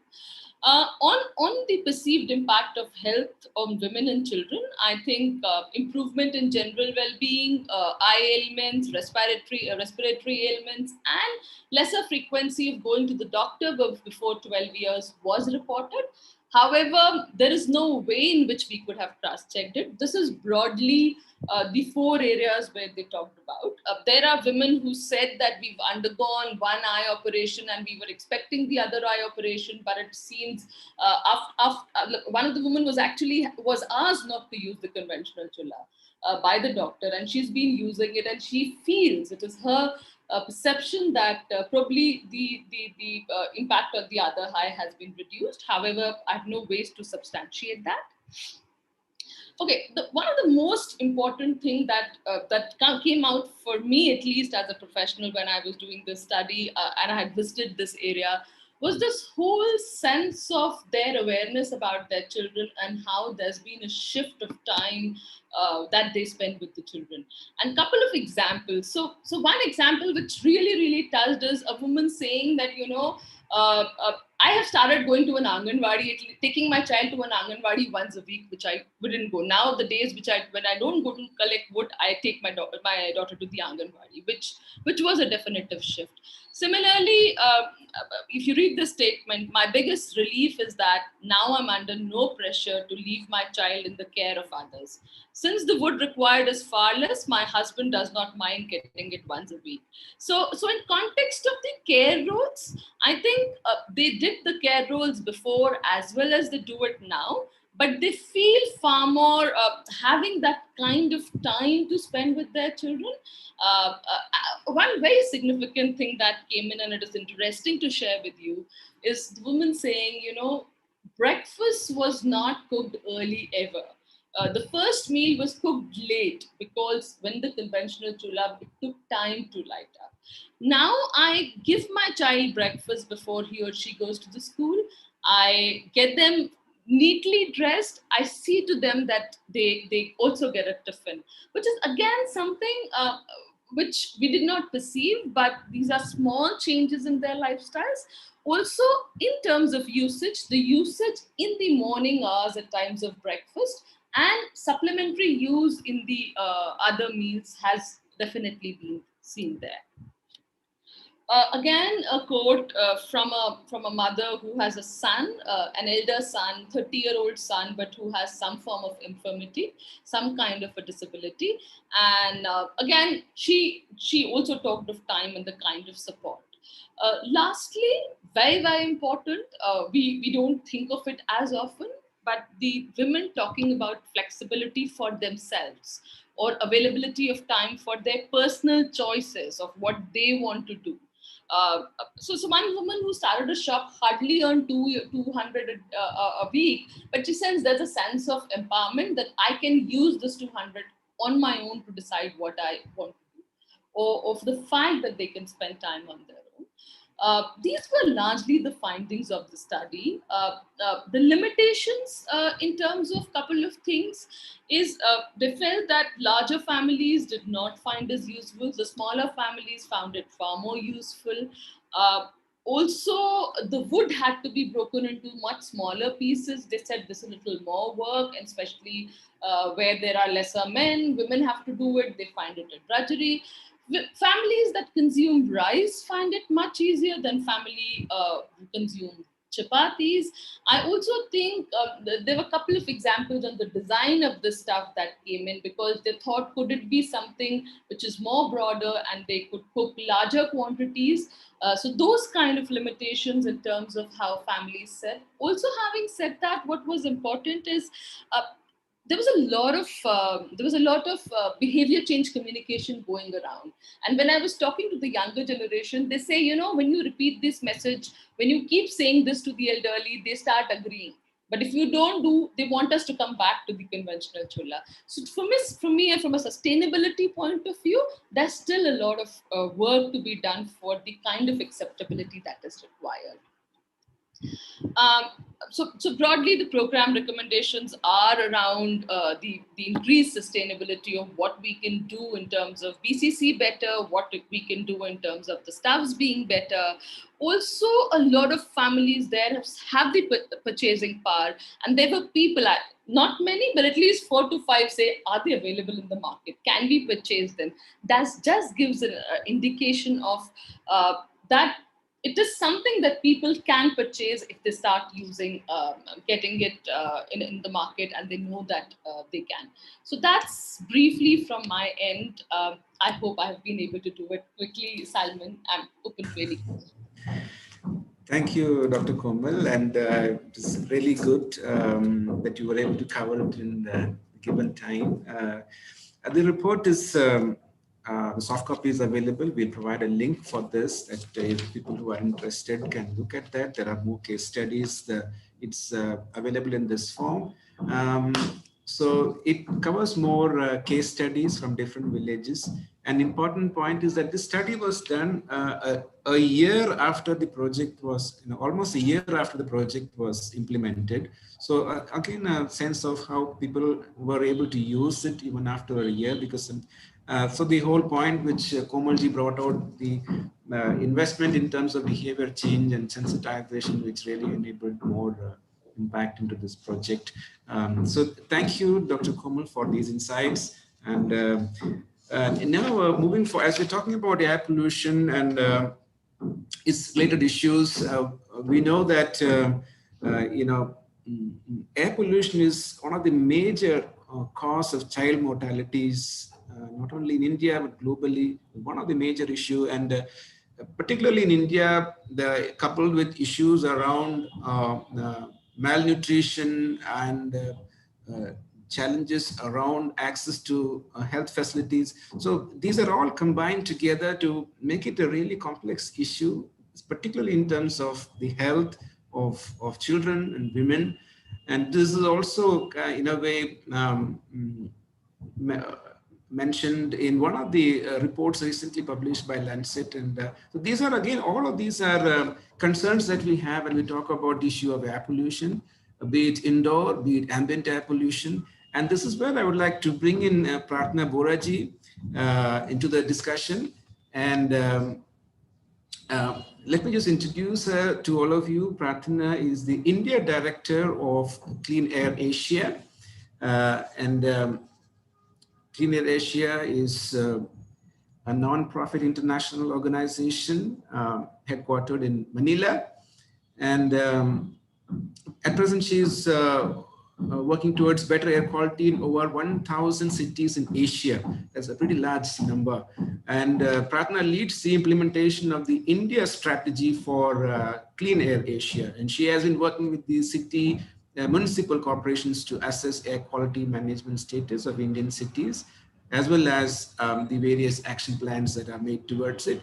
And she's also been instrumental in setting the air quality indicators for tracking and monitoring, particularly for the smart city programs. And basically an environmental sustainability strategist with more than 20 years of experience. And prior to her present assignment in Clean Air Asia, she led policy support initiatives like preparation of Government of India's policy documents for the UNFCCC Climate COP21 in Paris, the UN Biodiversity COP to CBD in 2012, and for the negotiations of the SDGs by the Government of India at United Nations in 2015. At the present, at the Center for Environment and Education. And so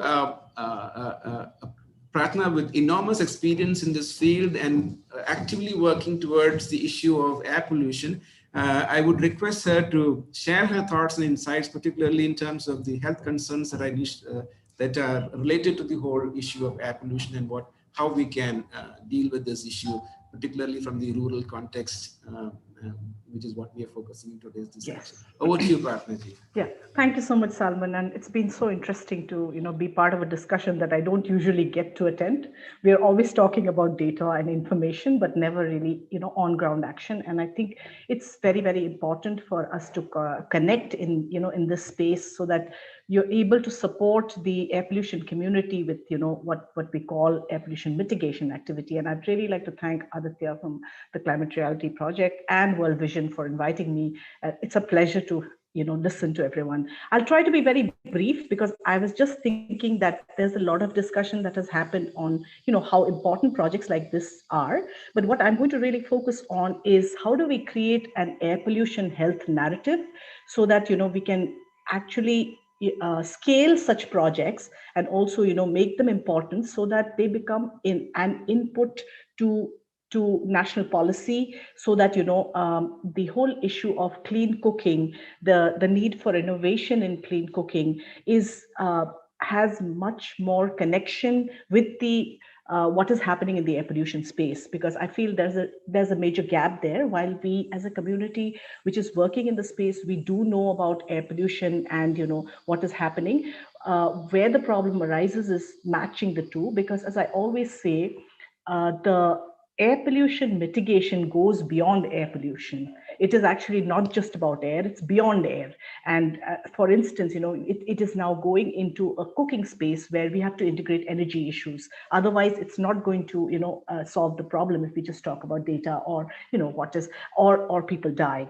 So I just want to start with a few figures, and that will actually give you some kind of a kind of a background to the complexity of the issue. So you have data like 3 billion people cook using open fires and simple stoves.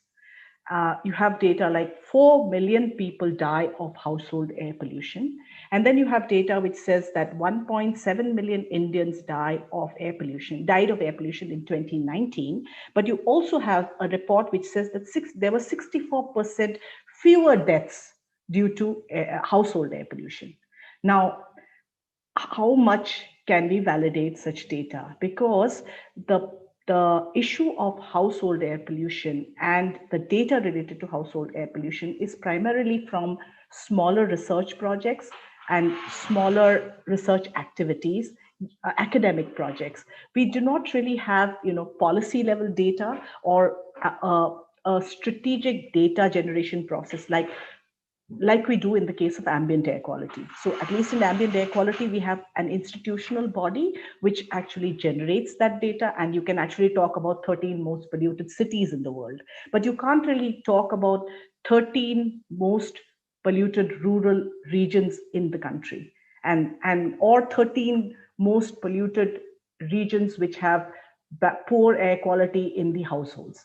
And that, I think, is one of the first challenges. And how do we actually address that challenge? I think some of these projects that are happening, if we can also look at some kind of a mechanism to integrate, people having health issues due to air pollution, and actually putting in some numbers, I think that can be very, very useful in collating some kind of a documentation which talks about, rural households and household air pollution. Which brings me to the second part. You have the National Clean Air Program, and we talk about air quality monitoring there, but we do not talk about rural monitoring at all. It's just about cities, which is why our approach to addressing air pollution is still restricted to cities. And the second issue is that at the moment, India doesn't have standards for indoor air pollution nor household air pollution. So I think these are some debates that need to be discussed. And this is where probably the energy community, the clean cooking community, the community that is working in the space can raise these issues and make it a more of a debate, and also integrate it in policy. And I say this because I think air pollution is still in a box, and it's actually primarily dominated by scientists. So we're constantly discussing about the source. It's also a very complex issue. So we sometimes forget that ultimately the air is for us. Every individual breathes on an average 20,000 times a day, right? And that is like a figure that we really need to think about, because 20,000 times you're breathing in bad air. And so if you don't have access to clean air. So I think the narrative, we really need a much stronger narrative as far as household air pollution is concerned, the health issues. I know in this forum, we all know that, it leads to reduced lung functions, you have you accelerate, strokes, you have COPD, and today you also have, mental health associated with air pollution. So I think we all know what it is, but the issue is whenever we want to have a policy intervention, we need data which actually translates to policy. And that is where probably I think we really need to look at some kind of a strategy that integrates the issue of household air pollution, rural households, and bring it and contextualize it into national air quality policy. So that's my first intervention. My second intervention is on the mitigation. As I said earlier, I think as far as air pollution is concerned, ultimately it has to be tracked to a source. And these sources could be transport, it is dust, road dust, which is the road, it could be construction, and it could be cooking. And if you look at cooking is actually about energy. So there are two aspects, it's how you cook plus what energy you use. And this is an area that needs a bit more of an intervention. Now, why I say that is because, again, I come back to the National Clean Air Program, because it is obviously one of our first structured programs in terms of air pollution mitigation. And within that, we are only talking about 132 cities. And these are just the city spaces. So while we are talking about, say, urban slums, or maybe cooking, inefficient cooking in the poorer sections, we do not go beyond the city space. And this, I think, is something to be concerned about, because I think if we do not take a policy program like the National Clean Air Program beyond the city space and go into areas where we have health effects for poor air quality, I think that is something that really needs to be thought about. I think it's not, and we have. I was looking at some figures. So there's 87% of rural households who are dependent on biomass, while there is 26% of urban households which are dependent on biomass, which means we are just concerned about the 26% and we are not thinking about the 87%. And so that is, I think, something that really needs to be concerned about. And how do we actually bring debates like this into a space where we can talk about air pollution in the context of rural housing and clean cooking, and of course bring in such mitigation, such great projects that you are doing as micro projects, which can be solutions to to bringing in clean air in the rural space from the beginning. So I think that brings me to my propositions for solutions, and I think a couple of the speakers who spoke before me did talk about it. Now, the clean air action plans are committed, or they are mostly dedicated to the cities, but the climate action plans are actually larger because they are state, and this is probably where the integration can happen. And if you look at household air pollution, I think the key air pollutants are black carbon and methane, which are also short-lived climate pollutants. And so they actually fit into the co-benefit approach as far as air pollution, mitigating air pollution and climate change is concerned. So I think there is an entry point there where we look at climate and clean air mitigation through a co-benefit approach. So that could be one of the first ways in which we look at it. And I'm saying this here because I think there's a lot of people who are working in the climate space, and I think there's an opportunity there, to work collaboratively between organizations which are dealing purely with air and organizations which are working in climate. The second area of intervention that I see opportunity in is the SDGs, and I think one of my my colleagues in the panel spoke about it.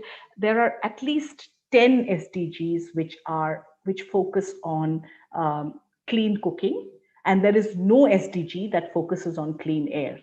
So basically, it could be the other way around, where we look at clean cooking and make it the opportunity for clean air.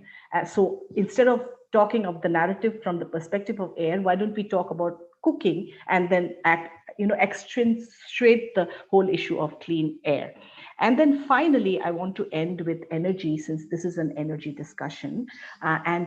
Just yesterday, I was in two discussions which are mostly transport related, but energy, also primarily energy issues. I think one of the things that is lacking as far as India government policy is concerned is that we have great policies, but we have very little integration. So I think if you have something like the LPG movement, or I don't know what exactly are the other kind of opportunities for clean cooking. I'm sure there are a lot of policies in place which look at mitigating, transitioning to clean cooking, but also mitigating air pollution from the perspective of the fact that is required within an air pollution regulatory policy. So I think an opportunity would be, how do we look at aligning some of these policies and some of the programs that are happening in the clean cooking space as projects and programs that help to support mitigate air pollution, and that would actually give you a very good best practices or examples to help cities and the rural, the rural community to address air pollution in the beginning, before we reach a stage where we have labels like 20 of the world's worst rural areas are in India. So I think these are some of the approaches, and I'll stop there now. Thank you.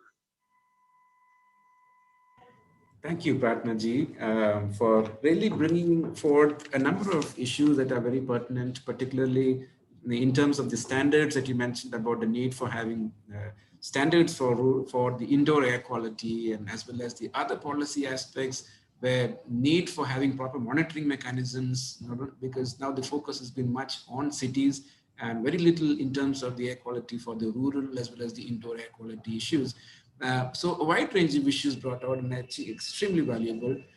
Thank you so much. We'll come back to you with some questions, and then I'd just like to bring in Nirvana here right now, Nirvana Pradhan. She is the Senior Advisor for World Vision International. And let me just introduce Nirvana quickly to you. Comes with enormous years of experience in the humanitarian and development sector. And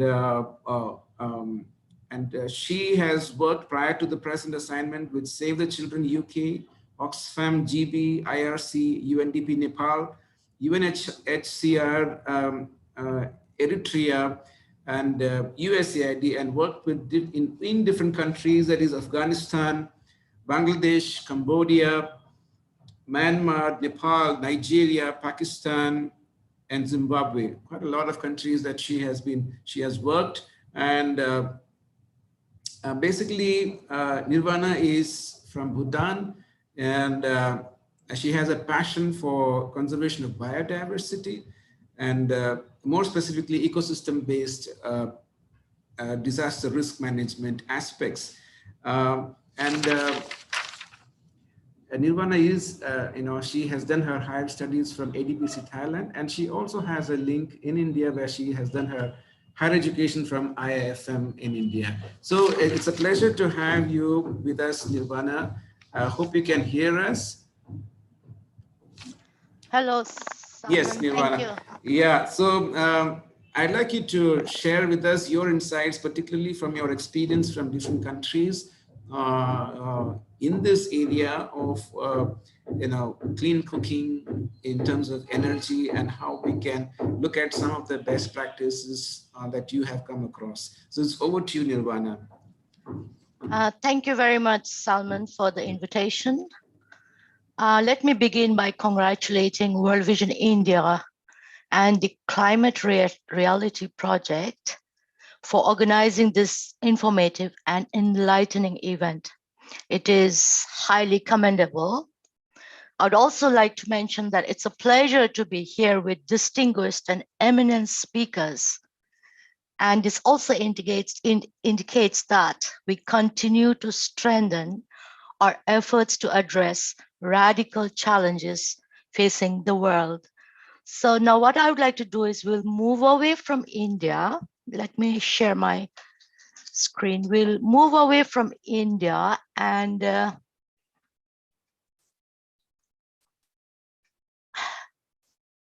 would like to share stories from the front line. This is from Latin America, Peru. And I was talking to the regional advisor for Latin America, discussing about how this energy project is unfolding. And she was extremely happy and connected me to World Vision Peru team. And they wanted to share this with other field offices or national offices, but I'm really happy to share this with all of you. So let me start with Peru, a story from the front line. World Vision Peru presented to the world during the Conference of Parties 23rd that was held in November 2017, clean and efficient kitchens. They call it kitchens, they don't call it efficient cooking. This is the name of the project. So how they presented it is, they presented it with the benefit. It helps to reduce the emission of greenhouse gases, improve the health status of children and their families living in poverty, to test the reinvestment of income from bonds of carbon. So these communities are in Indian community of Peru, and this project basically focused on two communities, Ancash and Ayacucho communities. So who are they? They are small-scale agriculture or food security communities, and from the subsistence agriculture, they earn their income as well as that is the source of food for them. And where World Vision Peru operates, now the climate change is seriously impacting livelihoods and food security of these two communities. Or you can also say Ayacucho and Ancash regions of Peru. This is happening because the communities, they lack the knowledge of sustainable land management, and that has led to overgrazing. And this is also now what's happening is there's the destruction of native or indigenous forest, especially on the mountain slopes, Indian mountain slopes. And further, it is actually diminishing the livelihoods of these poor rural communities. So now what's happening is the average monthly income of these communities are less than $2. So they are not able to meet their children's nutritional and educational needs. So what's happening is they are in extreme poverty, and malnutrition is another issue. I would always like to actually start with a positive, angle. So I'll be starting with the impact of the project. So it will basically cover convenience of uses, aesthetics, health-related, and environmental. It's a really small project, but it is what I believe is we always have to start somewhere, even if it's taking one step at a time. So there is, after the project was completed, they found out that there's reduction of up to 30% in the consumption of firewood. They improved the health status of 7,700 children and the families living in poverty within Indian communities. So it is not something out of nowhere, but they actually collaborated with the Medical Research Center and carried out the study. And the project team believes, or the country office believes, that this project will economically benefit communities for next 15 to 20 years. So how they did it is families were trained to establish small and medium enterprises to generate income by supplying kitchen accessories and trading carbon credit. This is actually happening now.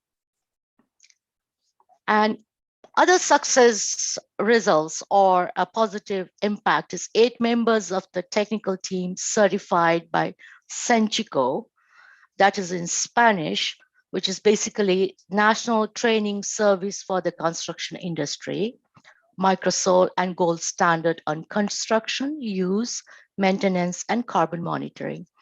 150 training workshops have been carried out on construction use, maintenance of kitchen, and 152 raise awareness about the care of the environment.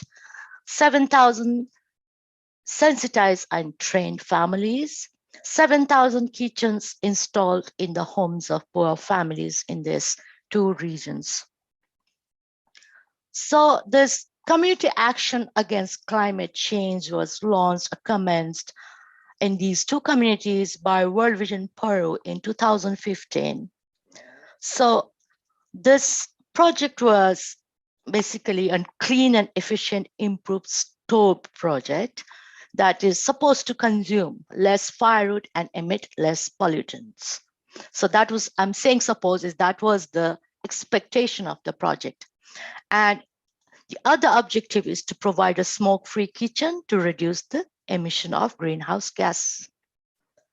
So what the project is all about, as I've already mentioned, that 120 technicians trained and certified by Senchico. So this formation of small and medium enterprises are actually formed from the participating, or we can also call it beneficiary households and families. They were trained and certified by National Training Services for the construction industry. And after they've been trained, they've been facilitated. There was a market facilitation for them to enter the market. So these SME services offer kitchen construction, ensuring quality standards for technical specifications, repair and maintenance, post-installation of kitchens, support in community monitoring, support in training processes on issues of prevention and care of the environment. So before the project was actually launched or practically started happening, this training took place, and how they carried out this training. It was translated into local dialects through by using multimedia, videos, manuals, and guides. And as you can see that I've highlighted prevention of environmental risks in green color, is because we'll come to that part later. So now what's happening is another positive impact is income received from the sale of bonds used for replacement of metal parts and pieces worn by use, to increasing the number of new families that require kitchen, introduce processes, initiatives related to the care of the environment. So basically it had 4 objectives, and they were able to fulfill those or realize those objectives. Now, I would like to share best practice, meaning the project ended in 2018, and in 2019, they completed their project, end of project evaluation report. So this was shared in the report, the highlights. The project was extremely successful during the processes, starting from the first stage till the finish line, is because there is a harmonious relationship within the communities. And that actually played the key role in working closely with and smoothly with the communities, not only for World Vision Peru a team, but also other stakeholders. And the training methodology for the on-site, especially in Latin America, they usually say in situ, but on-site construction of kitchens allowed the families to get involved in the process, meaning Peru has a kind of similar culture, like I can take an example of Afghanistan. The man of the head of the household is man, and the man has a say in everything. So while conducting this on-site construction, women, children, and youth could be involved and see as well as participate on this construction of these kitchens. So decision to reduce, initially the project is supposed to happen in many more locations or regions. Then the project team decided, let us just work with 2 regions so that we are able to see and realize the benefits of the projects. So the impact stories related to the project were shared in national and international spaces, generated the possibility of being a thematic reference in the clean energy sector.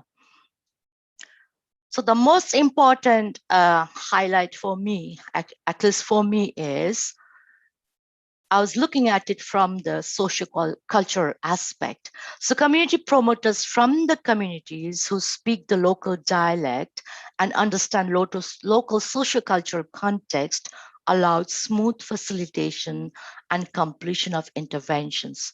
So what happens is in Peru, in these Indian communities, people in rural areas, they don't invite anyone, like, you just can't knock and walk into their homes. And in particular, man cannot enter another house without arousing suspicion. So using women as community agents promotes the improved cook stoves that has worked better for some NGOs, in fact, many NGOs. So at the same time, I would also like to mention that to monitor wood uses, because the stove we are talking about, this kitchen we are talking about uses biomass energy, wood. As you all must be aware that in the rural area, I don't want to say it, but you're all aware that in the rural area, wood is used as the main source of energy. Because even though in Peru, more than 80% of the population have connection to electricity, out of that only 2% uses electricity for cooking. And one more point is Peru also exports gas. So there are many other challenges, there are many other issues, we are not going to get there. So having women as a monitor or a surveyor for wood uses is one of the, I think it really stood out for me, and it's one of the best practices. Because as our World Vision India director, Mr. Joman Babu mentioned about the drudgery women and children or even the youth have to face for the collection of firewood as well as the smoky kitchen. So here, women actually can respond to many questions when it comes to wood energy.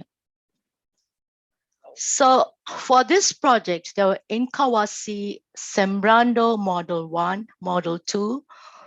This also stood out for me is because the design is suitable for the stature of the women of the Indian context. This stove is also called rocket stove because there is a pipe going through the roof to make sure that the smoke doesn't remain inside the kitchen. Very low construction cost. I will not call it very low because as per my understanding is if the local people actually have to put their money on the table, it will be not less than $60. So, but there is a reduction in the use of firewood. It has been tested, as I've mentioned. And the other thing that stood out for me is personalized approach that has taken due consideration of a local context into social and cultural dynamics.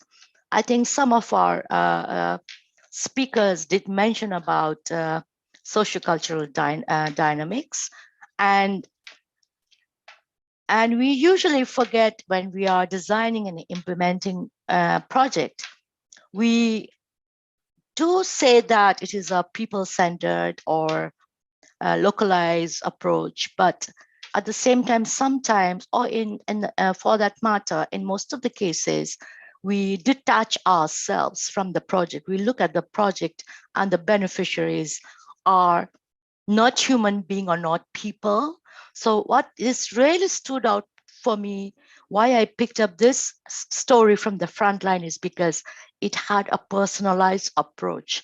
So that's what I really wanted to share.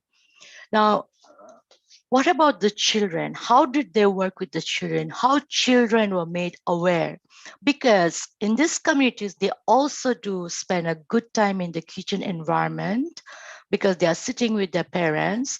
Remember, these are very poor and rural families. So kitchen is some sort of place where usually the family gathering happens. They take their meals and also stay warm. These are cold places.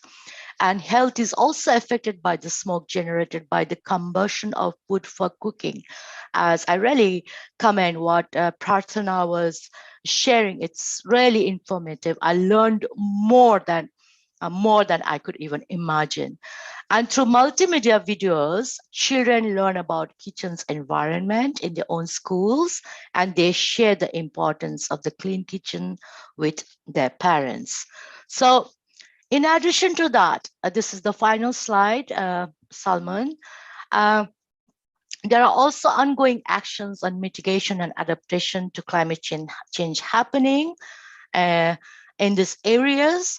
afforestation work to ensure biomass, fuel, and air purification in the environment, use of improved stove to reduce the emission of particulate matter and smoke inside and outside homes, forest management to rationalize the use of the wood resources and increase the area of fruit and ornamental tree plantation that serves as barriers against frost and wind, and use of local resources for the habitation of thermal homes that protect families from frost. I end there. Over to you, Salman. Thank you. Thank you so much, Nirvana, for bringing in the perspective from Latin America, from Peru, and really insightful to know how they are really linking it with the carbon credit and the livelihoods, and how they are trying to also improve along with indoor air quality, along with their livelihoods, and also be able to conduct afforestation efforts and things like that. Really insightful. Thank you very much. I think we have really overshot our time, but I'll just take two questions that have come here, and it seems that the question is more directed to Dr. Debajit, and maybe I'll just read out the question so that Dr. Debajit, if you can hear me, I think you can take this question. I'll just read it out. SDG 7 ensures access to affordable, reliable, sustainable, and modern energy for all. But we all know that rural India does not have access to clean energy. 60% is dependent on forest woods and 20% depend on animal dung and crop residues. So the question is, how do we ensure this goal is fulfilled in the rural households? This is asked by Deblina Majumdar. Thank you. Thank you for the question. So as the Niti Aayog advisor mentioned, so we have already provided connection, and as I also mentioned in my presentation, we have already provided, India has already provided connection to almost all households with LPG. So as far as access is concerned, I think all households have LPG in their homes. So it is a choice now, and their affordability, whether they would like to use LPG or still go ahead with the firewood and other things. This one. Now, having said that, as I mentioned, affordability is a big concern in the household. This one, and so probably everybody is not able to use LPG. So this is something that the government needs to take care of. Or as and when the income increases, I think more and more people would start shifting to LPG. Things earlier, I think in 2011 census, I think if I remember correctly, there are about the LPG connection rate in India was about 56%, which has now increased to more than 95%. But a large part of that are not being used because of affordability concerns, and we need to work on that. So the first stage is done. The connection has been provided. Next is the adoption, and that's where the real challenge is, and we need to work on that. I think there is another question, and thank you, Dr. Palit, for that answer. And I think the second question is also very similar, but more focused towards electric. Question is from Sunil Lohani from Nepal. Sunil is asking, how can we make sure the affordability of the bottom tier of the society to use electric clean cooking? The financing mechanism also in the context of Nepal, as you also have some experience in Nepal. It's from the context of Nepal, the question is coming. So would you like to share on this question as well, related to the affordability of the electric clean cooking aspect? Would Sunil like to take that answer? Like to answer the question? Yeah. Or anybody from the panel? The question is, how can we make sure the affordability, particularly in terms of the use of electric and clean cooking? So I can take it. Yeah. So I think I think this one, as far as India is concerned, so I think Dr. Lohani has mentioned for electric cooking. So I think in case of Nepal, if you use more hydropower, where like Bhutan is using, so electricity prices is very low. So probably vis-a-vis the LPG or other clean cooking sources, the hydropower based electricity tariff would be much lower, and it can be made affordable. What is required is whether how we can create this one, the after sales maintenance ecosystem. How do we provide after sales to these electric stoves? Whether we can bring in star rating for these electric stoves, whether we can bring in economies of scale, so that the prices can further be reduced. So these are some of the aspects where we need to work. As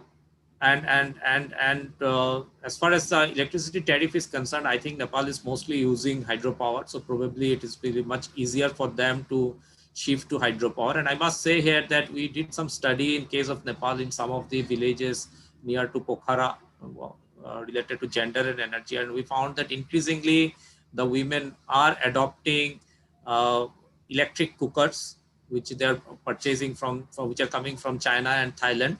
And I think that's a good sign that the women themselves are taking the decisions, and because their husbands are in the Western Asia, so they send the money and they're using that money to buy this electric cooking device, which I think it's an excellent thing that we found in Nepal. We had seen it earlier in Bhutan, but I think it is also picking up in Nepal.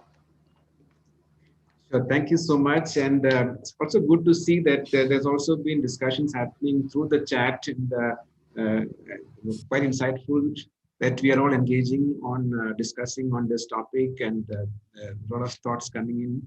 But I think since we have overshot a lot on time, I think we would like to close now the session here.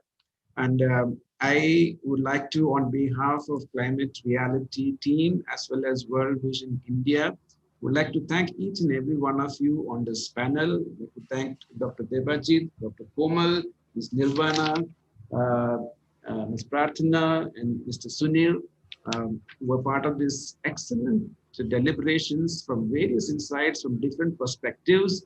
And I'm sure it has been a very enriching experience for all the participants. And this is going to be available on the social media channel, so that even later on people will be able to watch and be benefited through these recordings that are available. So once again, thank you all, and it's been a pleasure to have all of you with us. Thank you for taking time, and thank you all the participants as well who have joined us from different places, not only from India but also from other countries. Grateful to all of you, and thank you very much. And I also hand it over back to Bhavesh for some of his concluding remarks. Over to you, Bhavesh. Indeed, thank you, Salmanji, and debated to everyone. We need to have more engagements, as everyone has said, in the same direction. We need to engage more and more to have this conversation going for a meaningful discussion and debate in times to come for on-ground implementation. Thank you very much, everyone, for joining in. Thank you. Thank you so much. Thank you all. Thank you. Thank you.